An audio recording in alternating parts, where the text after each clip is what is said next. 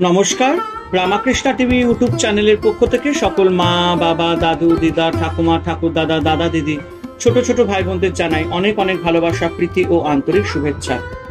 আমি আবারও চলে এসেছি শ্রী শ্রী রামকৃষ্ণ মিশনের স্বামী জ্যোতিষরানন্দ মহারাজজির লেখা ধ্যান ও আধ্যাত্মিক জীবন সম্পর্কে আলোচনা করতে। এবং আমরা আজকে আলোচনা করব, প্রথমে সাবধানতা চাই এবং তার সাথে আমরা আলোচনা করব প্রকৃত ত্যাগই ঈশ্বর অনুরাগ। খুব সুন্দর আলোচনা হতে চলেছে। সকল পরিবারের সদস্যদেরকে বলবো যে আপনারা পুরো ভিডিওটা দেখবেন, স্কিপ করবেন না। এবং আমরা এই ধ্যান ও আধ্যাত্মিক জীবন থেকে যে আলোচনা আমরা শুরু করেছি, এখান থেকে আমরা অনেক কিছু শিখতে পাচ্ছি, জানতে পাচ্ছি। তো চলুন আজকের এই আলোচনা ত্যাগ ও অনাসক্তি থেকে প্রথমে সাবধানতা চাই এবং প্রকৃত ত্যাগের ঈশ্বর অনুরাগ আলোচনা করব। তো সর্বপ্রথম আমরা প্রথমে সাবধানতা চাই আলোচনা করব। গোড়ার দিকে আধ্যাত্মিক অনুশীলন থেকে ভালো মন্দ দুরকম ফল পাওয়া যায়।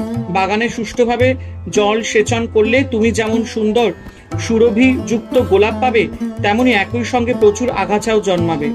তাই তোমাকে অনবরত আগাছা সাফ করার কাজ করে যেতে হবে। ত্যাগ ব্রত হলো অন্তরের জঙ্গলকে নিরন্তর পরিষ্কার রাখার পদ্ধতি। কখনো কখনো আমাদের অন্তরে ত্যাগের একটি বহ্নিশিখা জ্বলে ওঠে, কিন্তু আমরা আবার তার উপর সংসারের আবর্জনা জমা করতে থাকি যতক্ষণ না ওই বহ্নিশিখা নিভে যায়। সংসারের প্রতি ভালোবাসা, ঈশ্বর লাভের জন্য আমাদের যেটুকু অনুভূতি ও উৎসাহ আছে তাকে নিভিয়ে দেয়।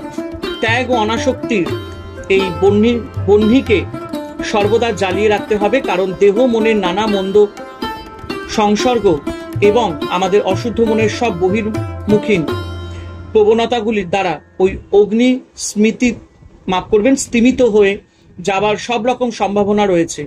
শুরুতে অনাসক্তি যেন একটি চারা গাছ, যাকে চারিদিকে বেড়া দিয়ে ঘিরে সব রকম প্রবল ঝড় ও তুষারপাত থেকে রক্ষা করতে হবে। তা না হলে চারাটি বড় হয়ে শক্ত গাছে পরিণত হতে পারবে না, যাকে কোনো ঝড়েই নড়াতে পারবে না।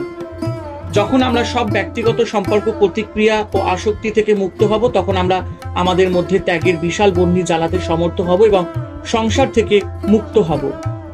আমরা অনাসক্তভাবে সুসমঞ্জস চিন্তা করার সামর্থ্য হারিয়ে ফেলেছি, কারণ আমরা আমাদের মনকে শুদ্ধ নির্মল রাখার পরিবর্তে নানা রকমের অপ্রয়োজনীয় ও অশুদ্ধ চিন্তার ভরিয়ে ফেলেছি। আমাদের মনগুলি বিশৃঙ্খল অবস্থায় রয়েছে এবং তাই আমরা সর্বদা পীড়াদায়ক অসন্তোষে ভুগছি। আমাদের অসংখ্য পরিকল্পনার মধ্যে ভালো পরিকল্পনাও আছে, কিন্তু সেগুলিকে সুনির্দিষ্ট শৃঙ্খলা এবং স্বতন্ত্রভাবে ও অনাসক্ত হয়ে চিন্তা করার সামর্থ্য নেই। প্রায় দেখা যায় যে আমাদের মনে একই চিন্তা বারবার আনাগোনা করছে, কিন্তু সে সবই নিরর্থক।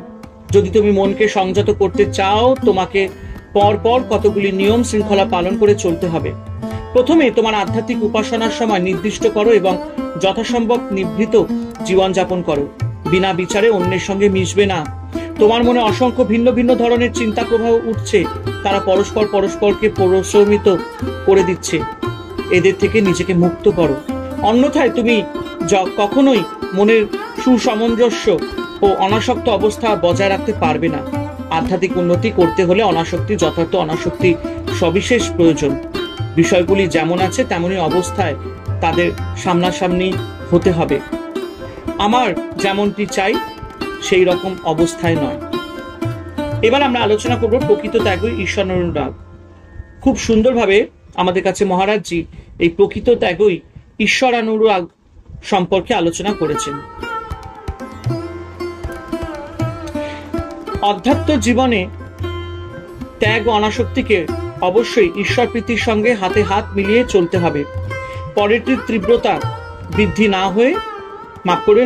না করে আগেরটির তীব্রতা বৃদ্ধি করায় অনেকের আধ্যাত্ম জীবন কষ্টকর হয়েছে। তীব্র ঈশ্বর প্রীতি যুক্ত হলে ত্যাগের পথে আধ্যাত্ম জীবন এক অতীব আনন্দের অভিযান হয়ে ওঠে। ঈশ্বর প্রেমে সব জিনিস সফল হয়ে ওঠে। তাই যে আন্তরিকভাবে ঈশ্বরকে ভালোবাসে, বাস্তবিকই তার পথ পরিহারের কিছুই নেই, আছে কেবল সাফল্য লাভের পরিপূর্ণতা। প্রকৃত ঈশ্বর প্রীতি মানব সাধারণের প্রীতি, মাফ করবেন, সাধারণের প্রতি প্রীতিতে প্রকাশ পায়, কোনো বিশেষ ব্যক্তির প্রতি প্রীতিতে নয়। এই নতুন দৃষ্টিভঙ্গি যদি আমরা নিজেদের মধ্যে গড়ে তুলতে পারি তবে আমাদের জীবনে আমূল পরিবর্তন আসবে। কারণ এই নতুন দৃষ্টিভঙ্গি সব রকম বাধা ভেঙে দেয়, সব বন্ধন ছিন্ন করে দেয়। কর্মের প্রবণতায় জীবাত্মাকে নানাভাবে বেঁধে বেড়ি দিয়ে আটকে ফেলে, কিন্তু আমরা যদি কর্মের সব ফল ঈশ্বরে অর্পণ করি, এই কর্মই বাধাগুলিকে ভেঙে ফেলবে আর বন্ধনগুলিকে কেটে ফেলবে। তখন আমরা কেবল তার হাতের যন্ত্রে পরিণত হব এবং আমাদের কর্তৃত্ব বোধ চলে যাবে। মঠে, সংসারে, সর্বোপরি আমাদের হৃদয় ঈশ্বরের জন্য আসল আমাদের অবশ্যই পেতে রাখতে হবে। প্রকৃত ত্যাগ মানেই হলো অন্তরটিকে সর্বদা ঈশ্বরীয়ভাবে ভরিয়ে রাখা। সাধারণত আমাদের মন বাসনা ও ভোগাকাঙ্ক্ষায় ভারাক্রান্ত হয়ে থাকে, আর যতটা এই ভার থেকে আমরা মুক্ত হতে পারবো তত বেশি আমরা এই দিব্য আলোক অন্তরে অনুভব করতে পারবো। আমাদের জ্ঞান দেহ কেন্দ্রিক না হয়ে ঈশ্বর কেন্দ্রিক যাতে হয় সেই চেষ্টা আমাদের করা উচিত। তখন আমরা দেখব আমাদের ও অন্য সকলেরই ঈশ্বরের মধ্যে স্থান রয়েছে। বাহ, কি সুন্দর আলোচনা! আর এইভাবে আমরা প্রকৃত ত্যাগই ঈশ্বরানুরাগ আলোচনাটি সমাপ্ত করলাম। হরে কৃষ্ণ কৃষ্ণ কৃষ্ণ হরে হরে, হরে রাম রাম রাম হরে হরে। জয় শিব শম্ভু, জয় দেবী দুর্গা দুর্গতি নাশিনী, জয় মা কালী।